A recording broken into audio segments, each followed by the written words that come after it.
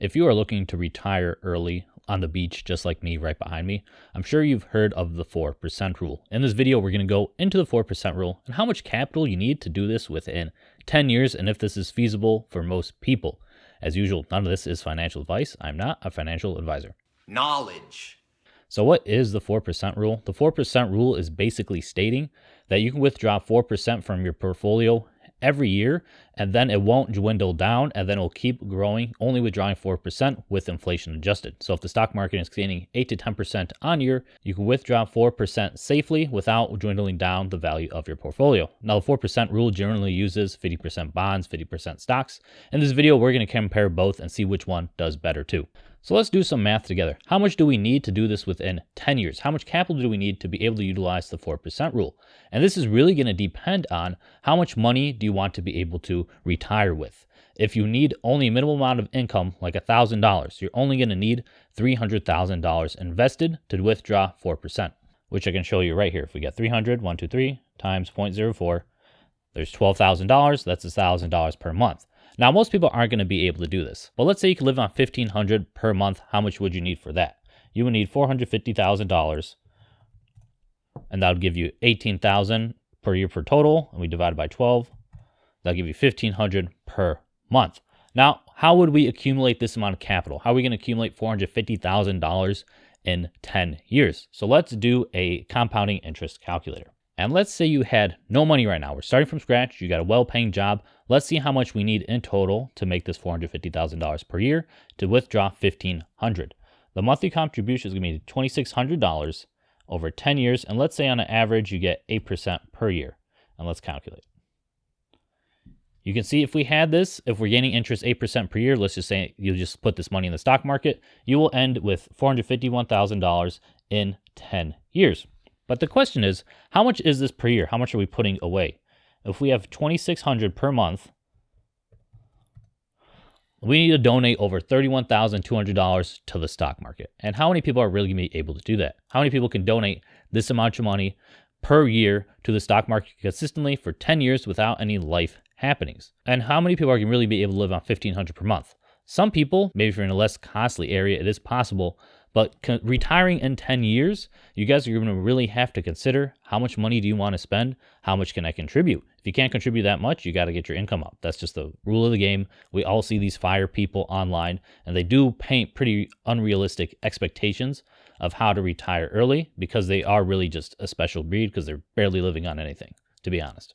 Most people are trying to retire early without working towards a high income. If you want this, you got to get your income up in 10 years because we've seen you already got to donate over $30,000 per year to the stock market. If your income's not high, it's not going to work. You got to get your income up to retire early, unless you're going to do this extreme early retirement, which I have up on my screen. Not recommended for most people. But let's say you could live off $1,500 per month. That'd be $450,000 in the stock market to get that. How would this have performed over the past 50 years? And we're going to do this inflation adjusted. We know $450,000 was a lot different in 1970 than now. But you see on Portfolio Visualizer, we're going to backtest our asset allocation, and we can do since 1972. So this will be a good test. So I have $450,000 in the initial amount, and let's do a withdraw fixed percentage, and let's do it monthly. Let's say every month you're selling something, withdrawing something for that.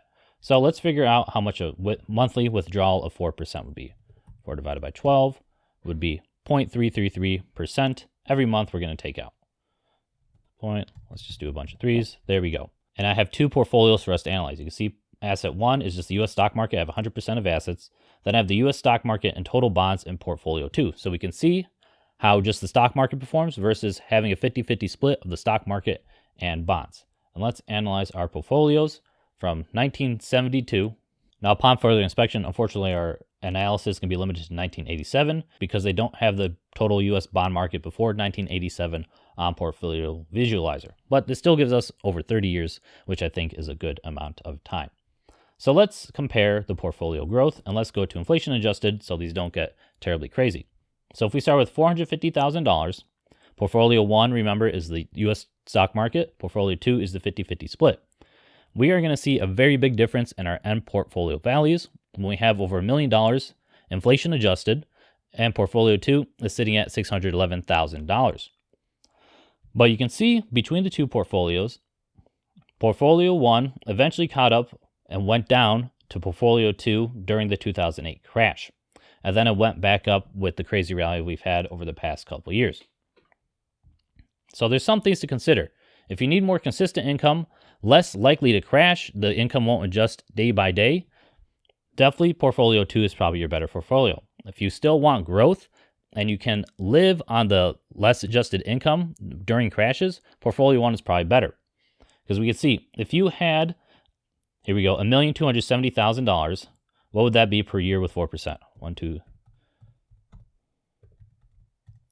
You'd get to withdraw $50,000 during that year, and that'd be a large chunk of change compared to our original $1,500 per month estimation. But if that was in 2000, in 2002, 2003, let's see how much you're living off. $651,000.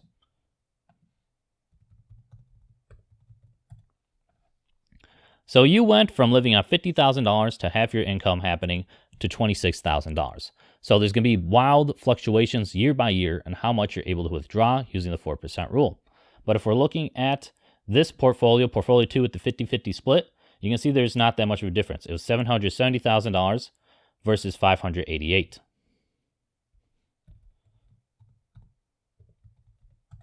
With the $770,000, you get to withdraw almost $3,100. And then with $588,000, you get to withdraw $2,300. So there's still about a $7,000 difference, but it's very different than going from $50,000 to $26,000. Those are two very different things.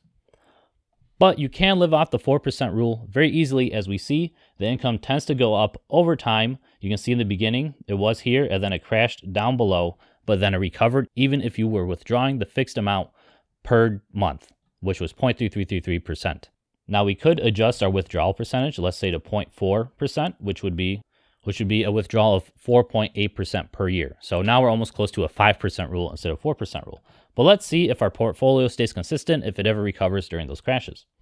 And we can see on the inflation adjusted scale, even if we did a 4.8% rule, you can still have a fixed withdrawal amount. It is going to go up and down. You can see the portfolio went below your initial cost basis in 2009, but it did tend to recover. So we can even use a higher rule, a 4.8% rule if we want, all the way dating back to 1987, and this would have worked throughout the time periods. We had the 2001 crash, we had the 2008 crash, and we had the COVID crash. So we've had a lot of stock market crashes since then, and it's held up just fine. Remember, this is on an inflation-adjusted scale as well. So yes, you can use the 4% rule, but gaining this amount of capital in 10 years is going to be very difficult. You need $450,000, and we need to donate $2,600 per month for 10 years to make $1,500 per month.